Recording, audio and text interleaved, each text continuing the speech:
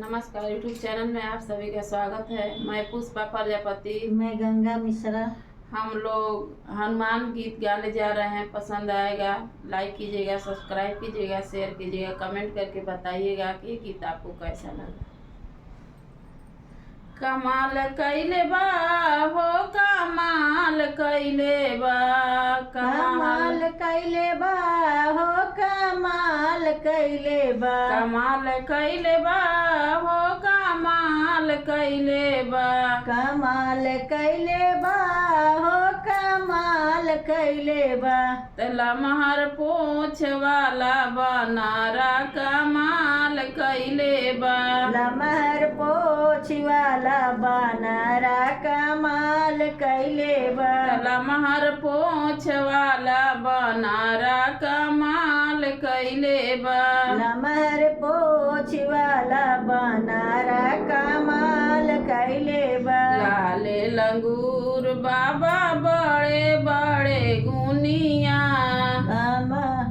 लाले लंगूर बाबा बड़े बड़े गुनिया, हर राम जी के दूत हमें जाने सारी दुनिया, राम जी के दूत हमें जाने सारी दुनिया। धमाल कैले बा हो, धमाल कैले बा, धमाल कैले बा हो, धमाल कैले बा। लमका पोछ वाला बनारा धमाल कैले बा, लमका पोछ वाला बनारा कमाल कैले बा, कमाल कैले बा हो, कमाल कैले बा, कमाल कैले बा हो, कमाल कैले बा। लमहर पोछ वाला बनारा कमाल कैले बा, लाले बा लंगोटा तोहर लाले बा खड़ा हुआ, लाले बा लंगोटा तोहर लाले बा खड़ा हुआ, लाले बा खड़ा हुआ बाबा, लाले बा खड़ा हुआ, लाले बा खड़ा हुआ बाबा, लाले बा खड़ा हुआ।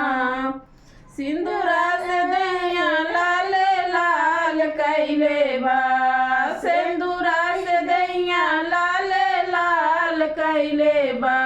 लमका पोछ वाला बनारा कमाल कैले बा, लमहर पोछ वाला बनारा कमाल कैले बा। लाले लाले गादा तोहरो लाले बाजने हुआ, लाले लाले गादा तोहरो लाले बाजने हुआ, लाले बाजने हुआ बाबा, लाले बाजने हुआ, लाले बाजने हुआ बाबा, लाले बाजने हुआ।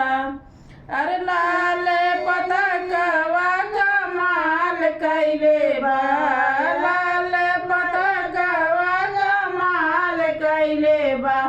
लमका पोछ वाला बनारा कमाल कैले बा, लमहर पोछ वाला बनारा कमाल कैले बा।